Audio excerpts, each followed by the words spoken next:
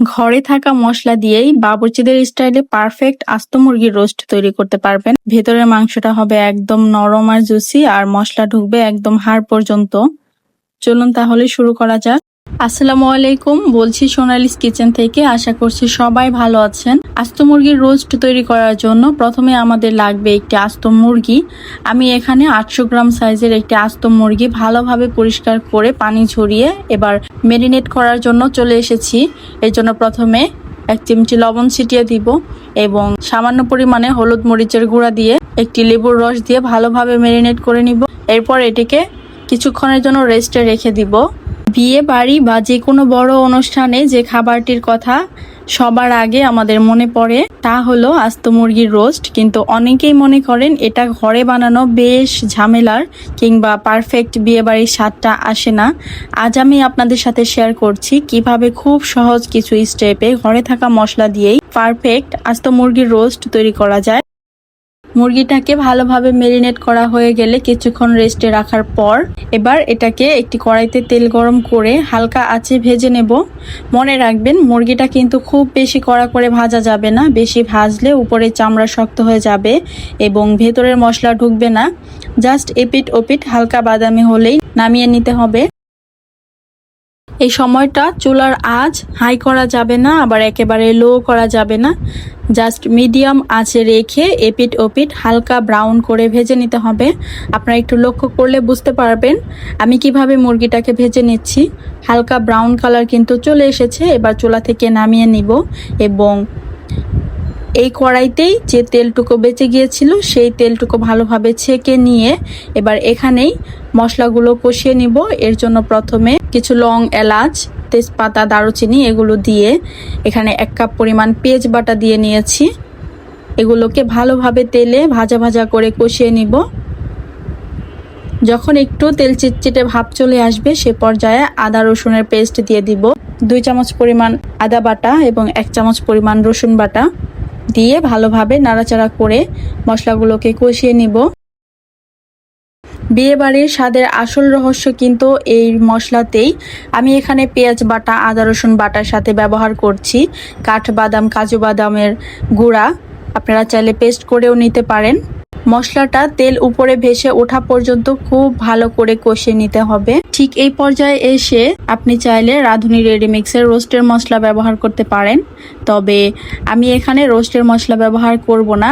ভিডিওর শুরুতে বলেছিলাম একেবারে ঘরোয়া মশলা দিয়েই তৈরি করব, আর সেজন্য এখানে 1/2 চামচ পরিমাণ হলুদ গুঁড়া, 1 টেবিল চামচ পরিমাণ মরিচের গুঁড়া এবং 1/2 চামচ পরিমাণ ধনিয়া গুঁড়া দিয়ে নিয়েছি। আমি একটু কালারফুল রোস্ট বানাতে চাচ্ছি। যেহেতু সামনে ঈদ, আপনারা চাইলে এরকম কালারফুল রোস্ট তৈরি করে নিজেরা খেতে পারেন এবং মেহমানদের জন্যও সার্ভ করতে পারেন। এতে দেখতে খুব লোভনীয় একটা কালার আসে। অনেকের কমপ্লেন থাকে রোস্টের ভেতরে মাংসটা ড্রাই বা শক্ত হয়ে যায়। এর সমাধান হলো টক দই এবং বাদাম বাটা ব্যবহার করা। এটা মাংসকে নরম ও জুসি রাখে। আমি এখানে টক দই ব্যবহার করিনি, তবে শুরুতে লেবুর রস দিয়েছি ম্যারিনেট করার সময় এবং এখানে কিছু গুঁড়া দুধ দিয়ে নিলাম। এতে করে টক দইয়ের একটা ফ্লেভার আসবে। এতে মাংসটা বেশ নরম হয়ে যাবে। মশলাগুলোকে ভালোভাবে কষিয়ে নেওয়া হয়ে গেলে এ পর্যায়ে ভেজে রাখা আস্ত মুরগিটাকে এবার মশলাগুলোর মধ্যে দিয়ে ভালোভাবে উল্টিয়ে পাল্টিয়ে কষিয়ে নিব এবং এটাকে বেশ সময় নিয়ে রান্না করতে থাকবো। যেহেতু আস্ত মুরগি, এটাকে নরম করার জন্য একটু সময় নিয়ে রান্না করতে হবে। চুলার আঁচ একদম মিডিয়াম লো আঁচে রেখে ঢাকনা দিয়ে ঢেকে রেখে দিব। এতে করে আস্তে আস্তে মশলাগুলো মাংসের ভেতরে প্রবেশ করবে এবং মাংসটাকে নরম করতে খুব বেশি সাহায্য করবে। এইভাবে এই রোস্টটি রান্না করলে এত বেশি মজার হয় এবং এর স্বাদ আরও দ্বিগুণ করতে চাইলে আপনারা সাসলিক মশলার একটু মশলা অ্যাড করে নিতে পারেন। আমি এখানে 1 চিমটি পরিমাণ মশলা অ্যাড করে নিয়েছি। নামানোর 10 মিনিট আগে কয়েকটা কাঁচামরিচ দিয়ে দিয়েছি উপর দিয়ে এবং এর টেস্ট আরও দ্বিগুণ করবার জন্য এখানে 2 চামচ পরিমাণ ঘি দিয়ে নিব। সাথে দিয়ে দিব পেঁয়াজ বেরেস্তা 1 কাপ পরিমাণ। এতে করে একদম খাঁটি বিয়েবাড়ির ফ্লেভার চলে আসবে। দেখলেন তো কত সহজেই তৈরি হয়ে গেল দারুণ লোভনীয় আস্ত মুরগির রোস্ট। কালারটা যেমন চমৎকার এসেছে মাশাল্লাহ, বিশ্বাস করুন সুঘ্রাণে পুরো ঘর মোমো করছে।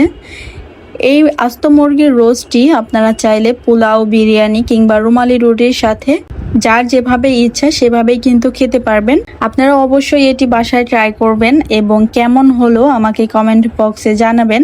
রেসিপিটি ভালো লাগলে ভিডিওতে একটি লাইক দিবেন, বন্ধুদের সাথে চাইলে শেয়ার করতে পারেন এবং এই রকম আরও মজার ও সহজ রেসিপি পেতে আমার চ্যানেলটি সাবস্ক্রাইব করতে ভুলবেন না। আপনি যদি ফেসবুক থেকে ভিডিওটি দেখে থাকেন চাইলে পেজটি ফলো দিয়ে রাখতে পারেন। কাজটি যদি অলরেডি আপনি করে থেকে থাকেন আপনাকে অসংখ্য ধন্যবাদ। এই রেসিপিটি এত বেশি মজার হয়, আপনারা চাইলে যে কোনো উৎসব আয়োজনে এই আস্ত মুরগির রোস্টের রেসিপিটি অবশ্যই ট্রাই করে দেখতে পারেন। এবং সামনে যেহেতু কোরবানির ঈদ, বাসায় অনেক মেহমান আসে, তাদের আপ্যায়নের জন্য স্পেশালভাবে এরকম একটি রেসিপি কিন্তু বানিয়ে নিতে পারেন এবং সবাই খেয়ে এত বেশি পছন্দ করবে এবং আপনার এত বেশি প্রশংসা করবে, আপনি খুশি হয়ে যাবেন। বিদায় নিচ্ছি আজ এখানেই, ফিরে আসবো নতুন আরও কোনো রেসিপি নিয়ে। সবাই ভালো থাকবেন, সুস্থ থাকবেন। আল্লাহ হাফিজ, আসসালামু আলাইকুম।